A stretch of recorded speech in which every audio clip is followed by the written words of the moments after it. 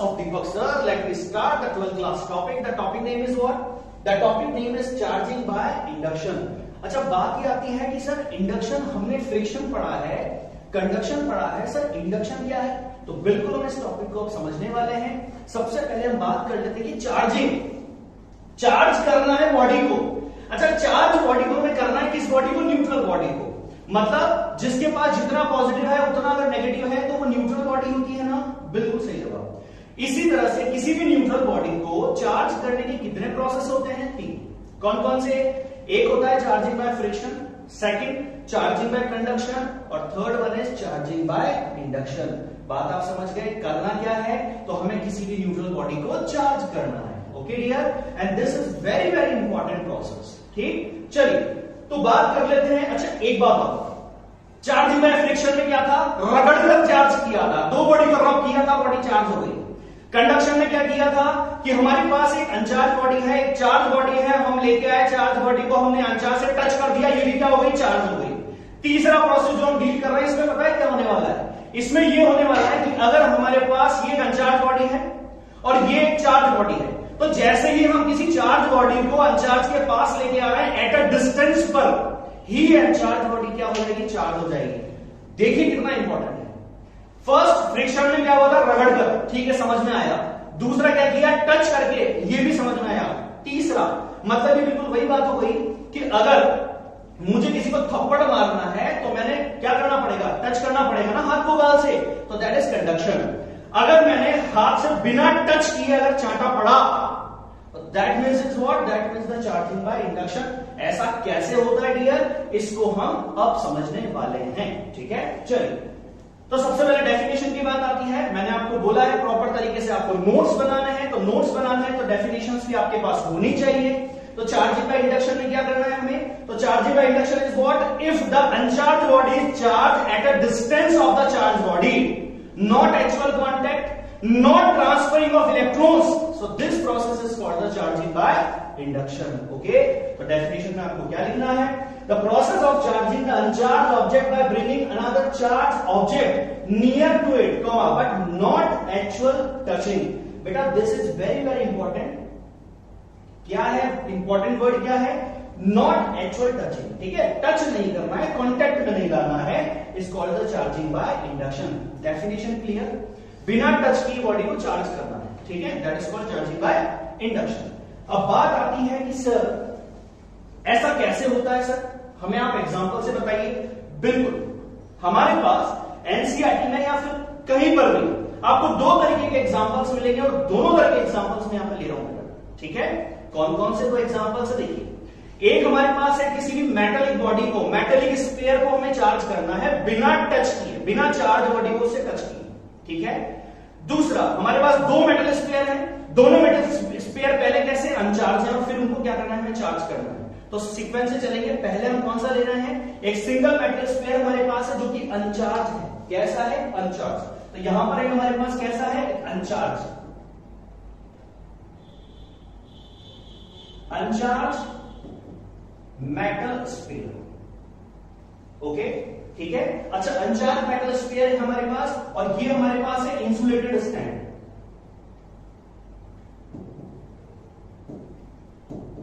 क्या है ये? Insulated stand. अच्छा, स्टैंड को इंसुलेटेड क्यों रखा गया है? ताकि अगर ये चार्ज हो ना डियर तो वो चार्ज नीचे नहीं जा पाए, हमें दिखना चाहिए कि बॉडी चार्ज हो गई है, इसीलिए इसको किस पे रखा गया है? इंसुलेटेड स्टैंड पे रखा गया है। ओके, जैसे वही वाली बात लाइट वाले आता तो चप्पल पहनते हैं ना, ठीक है ना, तो बिल्कुल वैसा ही कॉन्सेप्ट यहां पर है। तो हमें क्या होना चाहिए? चार्ज ट्रांसफर नहीं होना चाहिए। ठीक है ना, तो यहां पर हमारे पास ये अनचार्ज मेटल स्फीयर है, हमारा वर्क क्या है? हमारा वर्क है इसको चार्ज करना। तो हम क्या करते हैं? सबसे पहले हम एक ग्लास रॉड को सिल्क क्लॉथ से रब करते हैं। जब हम ग्लास रॉड को सिल्क क्लॉथ से रब करते हैं ना, तो ग्लास रॉड पॉजिटिव चार्ज बन जाता है। ये चार्जिंग बाय फ्रिक्शन टॉपिक के अंदर है, आप उस वीडियो को देख सकते हो। ठीक है, तो मैंने क्या बोला? जब हम ग्लास रॉड को सिल्क क्लॉथ से रब करते हैं तो वो पॉजिटिव चार्ज बन जाती है रॉड। अब हम क्या कर रहे हैं? हमें एक चार्ज बॉडी चाहिए, तो हम वो ग्लास रॉड को यहां पर काम में लेते हैं। जब हम उस ग्लास रॉड को यहां काम में लेंगे तो हम देखते हैं कि क्या होता है। तो देखिए, अब हम क्या कर रहे हैं? सेम बॉडी है सारी, ठीक है। हम क्या कर रहे हैं? इसके पास एक पॉजिटिवली ग्लास रॉड लेके आता है, ठीक है। अच्छा ये ग्लास रॉड जो है बेटिया, ये ग्लास रॉड क्या है, पॉजिटिवली चार्ज है, वेरी गुड। अब आप मुझे बताइए कि जैसे ही हम ग्लास रॉड को जब लाते हैं तो अंदर से जो इलेक्ट्रॉन है वो इस तरफ मूव करेंगे, मतलब नेगेटिव चार्ज जो है वो इस तरफ आएगा। बात समझ में आ गई आपको? अंदर का जो नेगेटिव चार्ज है वो इसकी तरफ अट्रैक्ट होगा ना, बिल्कुल। तो वही हो रहा है, केवल अरेंजमेंट हो रहा है अंदर बस, ठीक है, बाहर नहीं आना कुछ भी, अरेंजमेंट हो रहा है। तो अंदर का जितना नेगेटिव चार्ज है वो स्पेस पर आ जाएगा। अच्छा रिपेल की वजह से पॉजिटिव चार्ज है वो इस तरफ आ जाएगा, इलेक्ट्रॉन इधर मूव करेंगे तो इलेक्ट्रॉन जिधर से आएंगे पॉजिटिव चार्ज, राइट, ठीक। तो अरेंजमेंट में हमने क्या देखा कि इसके अट्रैक्शन की वजह से नेगेटिव चार्ज इधर और पॉजिटिव चार्ज इधर आ गया, डन। अच्छा अभी बॉडी चार्ज हो गई क्या? नहीं। तो देखिए डायग्राम नंबर 1 में बॉडी अनचार्ज है, इसी को चार्ज करना है, हमारा मकसद क्या है, इसको चार्ज करना। सेकंड में हमने क्या किया, हमें ग्लास रॉड को लेके आ रहे हैं इसके पास, ये डायग्राम नंबर बी है। जब हम ग्लास रॉड को लेके आए पॉजिटिव चार्ज ग्लास रॉड को, तो क्या हुआ, कुछ ऐसा अरेंजमेंट हमें देखने को मिला। इजी है, टफ नहीं, ठीक है ना, बहुत आराम से समझिए। और कॉपी में नोट मैंने आपको बता ही दिया है प्रॉपर तरीके से, जैसे जैसे मेरे वीडियोस आप सारे देख रहे हैं, स्टेप बाय स्टेप सारे वीडियोस आप नोट करते चले, कॉपी में ढंग से कॉपी करिए इसको, ठीक है, सब चीजें समझ में आएगी, 100% याद रखिए, ठीक। चलिए तो हमने B diagram complete, C diagram की बात करते हैं। देखिए सी डायग्राम के अंदर ना एक बहुत ही इंपॉर्टेंट रोल होगा किसका, हमारी अर्थ का, हमारी धरती मां। आपको पता है हमारी अर्थ जो है उसको धरती मां जो कहा जाता है ना, वो फिजिक्स के लिए बहुत ही ज्यादा सूटेबल है। मतलब एक्चुअल में ये मान के चलिए कि फिजिक्स के लिए ही एक्चुअल में बोला जा रहा है ना, क्योंकि हम फिजिक्स पढ़ रहे हैं तो फिजिक्स की बात करेंगे। तो क्यों, ऐसा क्यों? देखिए बेटा ऐसा इसलिए कि कहीं पर मान लीजिए, आपको पता है आजकल मकान जब बन रहे हैं तो वहां पर अर्थिंग की जाती है। जब भी कोई कंस्ट्रक्शन होता है तो अर्थिंग की जाती है। क्यों अर्थिंग क्यों की जाती है? वायर अर्थ में क्यों डाला जाता है, नीचे खड्डा खोदकर उसको क्यों डाला जाता है?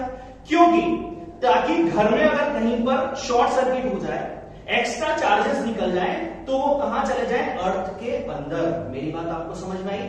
मतलब हमारी जो अर्थ है ना वो इतना सहती है, कहीं पर भी एक्सेस चार्ज होता है ना तो वो अपने अंदर ले लेती है उसको। आइए आपको बात समझ में? तो हमारी अर्थ क्या करती है, एक्सेस चार्ज को अपने अंदर ले लेती है। अच्छा अर्थ की इंपॉर्टेंट बात समझिए, अर्थ बिहेव्स एज अ सिंक। अभी इसको छोड़ दो, 2 मिनट अर्थ के बारे में सुनो पहले।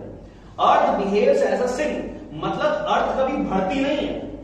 ऐसा नहीं कि इलेक्ट्रॉन अर्थ के अंदर जा रहा है तो एक दिन अर्थ में पूरा इलेक्ट्रॉन माइकल जैक्सन बन गए सब लोग, डांस हो रहा है, नहीं।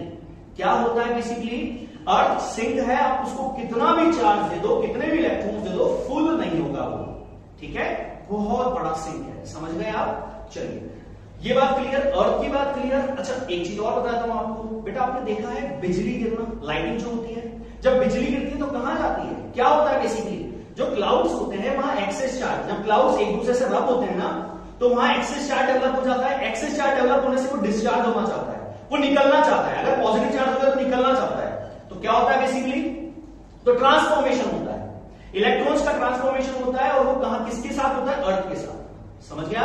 तो अर्थ का मतलब हम समझ गए हैं कि हमारे फिजिक्स के अंदर जहां पर भी एक्सेस चार्ज होगा, अगर हम उसे कहीं हटाना है तो हम हमेशा क्या कर देते हैं, अर्थिंग कर देते हैं।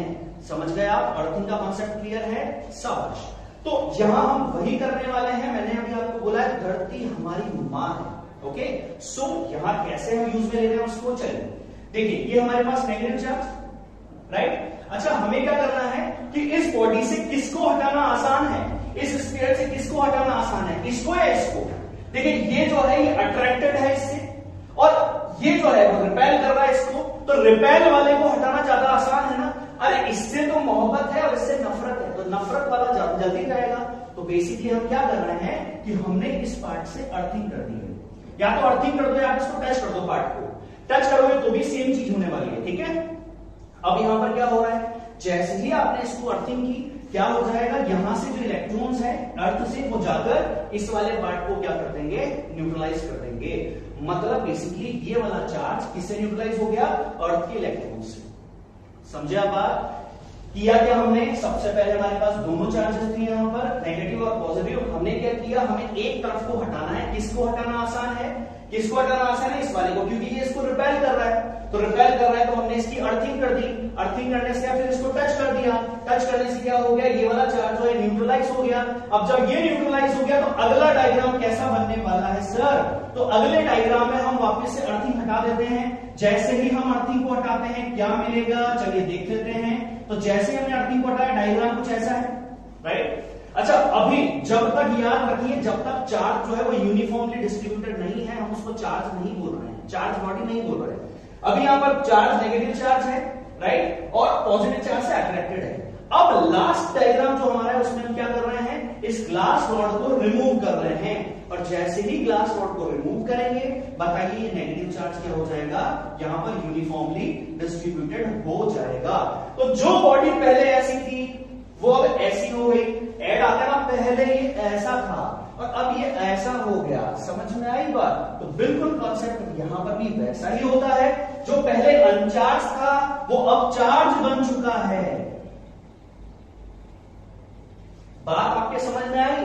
अच्छा सिंगल मेटल स्फीयर के केस को याद रखिएगा कि अगर हमारे पास हम पॉजिटिव चार्ज बॉडी को इसके पास अगर लाते हैं तो हमारा मेटल स्फीयर नेगेटिवली चार्ज बनता है। बात समझ में आई। अच्छा यहां पर अगर मैं नेगेटिव चार्ज लाता तो क्या होता, तो यहां पर सर पॉजिटिव होता, यहां नेगेटिव होता। यहां पर जैसे ही अर्थिंग करते तो इलेक्ट्रॉन अर्थ में चले जाते, तो यहां बच जाता पॉजिटिव और ये बन जाता पॉजिटिव। तो मतलब पॉजिटिव को लाओगे तो नेगेटिव बन जाएगा और नेगेटिव को लाओगे तो पॉजिटिव बन जाएगा, तो मतलब अपोजिट नेचर बनता है चार्ज का।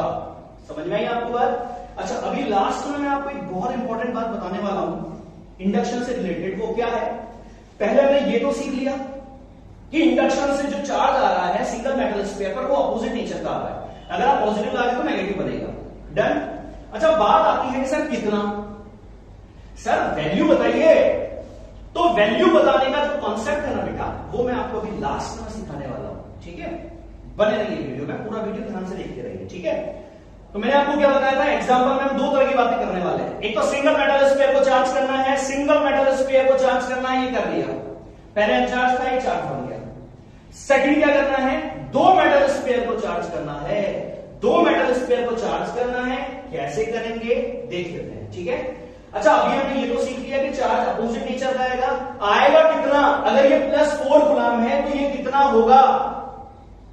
बात समझ में आई आपको, ये कितना होगा सर, ये कैसे पता चलेगा। मेटल के केस में याद रखिएगा, अगर ये +4 है तो यहां -4 आएगा। ये बात अभी याद रख लो आप, ठीक है। लास्ट में मैं भी सिखाई दूंगा इस वीडियो के लास्ट तक। तो अगर मेटल केस में, मेटेलिक ऑब्जेक्ट के केस में क्या हो रहा है, अगर आप +4 कूलम आ रहे हो तो यहां कितना आने वाला है, -4 कूलम। डन।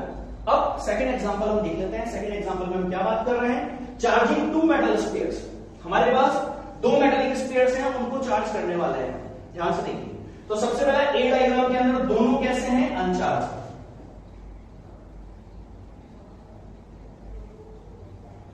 दोनों के दोनों कैसे हैं, अनचार्ज। अच्छा हमारा एम समझ गए आप, हमारा एम है, ये है ए और ये है बी। हमारा एम है इन दोनों को चार्ज कर देना।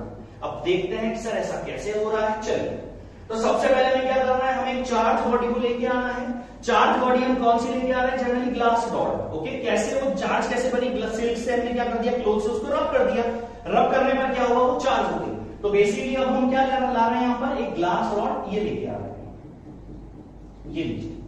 अच्छा जब हम यहां पर ग्लास रॉड लेके आए तो मुझे आप बताइए कि यहां पर क्या होगा। अच्छा यहां पर जो इलेक्ट्रॉन्स है ना सारे, वो इलेक्ट्रॉन्स बेसिकली इस तरफ जमा हो जाएंगे, मतलब नेगेटिवली चार्ज इस तरफ और रिपल्शन की वजह से पॉजिटिव चार्ज इस तरफ। ये बात क्लियर, यहां तक की बात बिल्कुल प्रीवियस एग्जांपल की तरह ही है, ठीक है। चलिए तो अट्रैक्शन की वजह से नेगेटिव चार्ज इधर, पॉजिटिव चार्ज इधर आ चुका है हमारे पास। इसके बाद नेक्स्ट हमें क्या करना है, अच्छा कांटेक्ट तो हमें नहीं करना है बेटा, टॉपिक का नाम इंडक्शन है। इंडक्शन मतलब जो भी होगा बिना कांटेक्ट के, बिना टच किए, राइट, गुड। अब बात आती है कि सर ये बात यहां तक हमें समझ में आ गई। अब सी डायग्राम में हम लोग क्या करने वाले हैं, तो सी डायग्राम के अंदर हम लोग क्या कर रहे हैं, यहां पर हमने इसको, ये तो हमारे पास एज इट इज है, ये हमारे पास as it is glass rod, right. अच्छा इसके अंदर देखिए, इसके अंदर क्या होगा, जैसे ही हम लोग इसको रिमूव कर देंगे। अच्छा हमने इसको यहां से हटा दिया, बी वाला जो है ना बेटा, बी वाला स्फीयर, इस बी वाले स्फीयर को हमने यहां से हटा दिया, ए और ये बी। जैसे ही आप इस वाले स्क्वायर को रिमूव करोगे तो ये जो पॉजिटिव चार्ज है ना, ये पॉजिटिव चार्ज पूरा यूनिफॉर्मली डिस्ट्रीब्यूटेड हो जाएगा, और जैसे यूनिफॉर्मली डिस्ट्रीब्यूट होगा तो ये प्लस चार्ज पूरा यूनिफॉर्म डिस्ट्रीब्यूट हो चुका है। लिखिए हम, ठीक है। तो बी बॉडी जो है हमारी वो चार्ज हो गई है, राइट। ए ये बी, तो बी बॉडी तो चार्ज हो गई पॉजिटिवली। अभी बात आती है कि यहां पर क्या हो रहा होगा, यहां पर बिल्कुल इसी तरह से नेगेटिव चार्ज अभी है इस तरफ। क्यों? क्योंकि ये ग्लास रॉड अभी है यहां पर। डन। ये क्या है? Glass rod.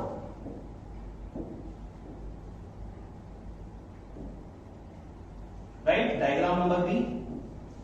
Okay, this is a और दिस इज बी। ये लीजिए। डन यहां तक की बात। अब नेक्स्ट डायग्राम में हम क्या करने वाले हैं बताइए, आप खुद सोचिए। नेक्स्ट डायग्राम में हम क्या करेंगे? नेक्स्ट डायग्राम में हम इस ग्लास रॉड को यहां से रिमूव कर देंगे, और जैसे ही हम लोग इस ग्लास रॉड को यहां से रिमूव करेंगे ना, बताइए क्या होने वाला है? क्या ग्लास रॉड को रिमूव करने पर हमारे पास ये नेगेटिव चार्ज जो है, क्या ये पूरा यूनिफॉर्मली डिस्ट्रीब्यूटेड हो जाएगा? क्या ये नेगेटिव चार्ज पूरा यूनिफॉर्मली डिस्ट्रीब्यूट हो जाएगा? बिल्कुल सही जवाब। ठीक है। अच्छा, ये बॉडी ए। अच्छा, इस तरफ बताइए, ये पॉजिटिव बॉडी हमारे पास, ये बी जो बॉडी थी ऑलरेडी पॉजिटिव चार्ज डिस्ट्रीब्यूटेड यहां पर हो चुका है। अच्छा, हमारा जो एम था ना, वो एम यहां पर हमारा कंप्लीट हो चुका है। ध्यान से देखिए, सबसे पहले ये बॉडी अनचार्ज थी, दोनों स्फीयर अनचार्ज थे, और अब ये दोनों स्फीयर क्या हो चुके हैं? चार्ज हो चुके हैं। अच्छा, टच करा के क्या किसी चार्ज बॉडी को टच कराया क्या? नहीं, बिना टच किए, बिना कॉन्टेक्ट में आए क्या हो गई है? हमारी जो बॉडीज है, दोनों स्फीयर्स हैं, वो चार्ज हो चुके हैं। So guys, this type of process जिसमें हमने दोनों एग्जांपल्स ले लिए, सिंगल स्फीयर को चार्ज करना या फिर दोनों स्फीयर्स को चार्ज करना, हमने सीख लिया है। ठीक है। अच्छा, एक बहुत इंपॉर्टेंट बात जो मुझे आपको बतानी थी वो क्या थी कि सर ये तो हमने सीख लिया कि अगर सिंगल स्फीयर है और हम उसको चार्ज कर रहे हैं तो जिस भी चार्ज बॉडी को लाएंगे अपोजिट नेचर आएगा। ठीक है। दोनों स्फीयर्स में हमने देखा तो दोनों नेचर आएगा, क्योंकि भाई चार्ज तो दो ही तरह का है ना, या तो पॉजिटिव या नेगेटिव। ठीक है। तो दोनों तरह से बॉडी चार्ज हो रही। बात आती है कि सर चार्ज होगा कितना? What is the value of charge on the bodies sir? तो इसको मैं अब आपको एक्सप्लेन कर रहा हूं, बहुत ध्यान से समझ लीजिए डियर, बहुत ही इंपॉर्टेंट है। ठीक है। चलिए, तो बात आती है कि हमारे पास किसी भी बॉडी पर इंडक्शन से जब चार्ज आता है ना, तो that is Q I equal to Q 1 minus 1 upon epsilon R. Right. अच्छा, आपको ये बहुत कम जगह पर मिलने वाला है। ऐसा क्यों? क्योंकि ये जो चीज है ना, हम आगे टॉपिक लेक्चर आप लोग देखोगे कूलम्ब्स लॉ, तो वहां पर आपको समझ में आने वाला है ये क्या है। ये है एप्सिलॉन आर, और एप्सिलॉन आर जो है ये है परमिटिविटी।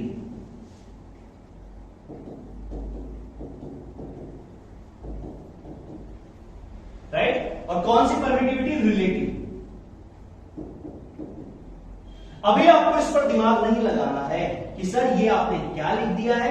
अभी बस आपको ये ध्यान रखना है कि हमारे पास QI तो क्या है? Induce charge. जो चार्ज आ रहा है, इंड्यूस हो रहा है। ठीक है।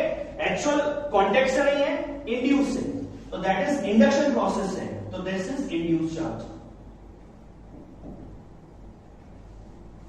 और ये Q कौन सा है? Actual charge. ठीक है।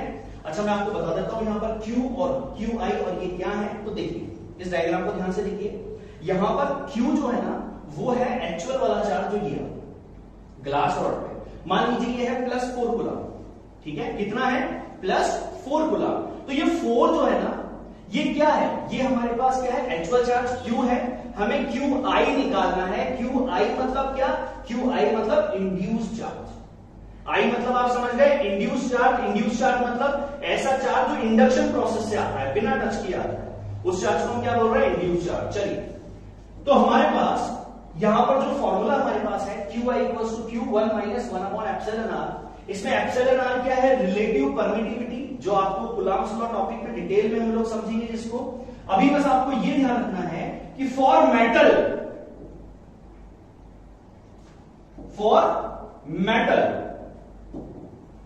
एप्सिलॉन आर जो होता है ना, that is what? That is infinity.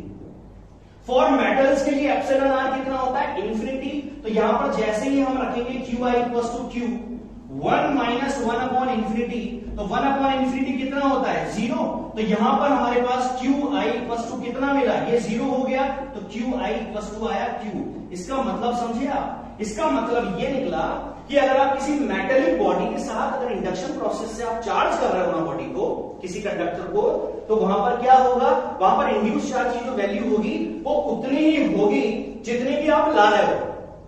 Nature change हो गया, नेचर चेंज हो जाएगा, लेकिन वैल्यू की, हम वैल्यू की बात कर रहे थे, याद है ना आपको? तो वैल्यू हम किससे निकाल रहे हैं, इस तरीके से, राइट? किसी भी बॉडी के लिए जब हम इंडक्शन की बात करते हैं तो ये जो रिलेटिव परमिटिविटी है ये आपको हर मीडियम के लिए अलग अलग होती है, आपको क्वेश्चन में दी जाएगी, लेकिन इतनी बातें सिलेबस में नहीं है, केवल मेटेलिक स्फीयर है। तो याद रखिए अगर आप +4 लाते हो तो यहां -4 डेवलप हो चुका है, दैट्स इट। ठीक है, बात समझ में आ गई? इस फॉर्मूले को आप याद रख लीजिए, बहुत इंपॉर्टेंट है। ठीक है, और नोटबुक में अच्छी तरह से इसको कॉपी कर लीजिएगा। अब जाके ये पूरा टॉपिक 100% आपका कंप्लीट हो चुका है। ठीक है, मिलते हैं नेक्स्ट वीडियो में, तब तक के लिए स्वस्थ रहिए, मस्त रहिए।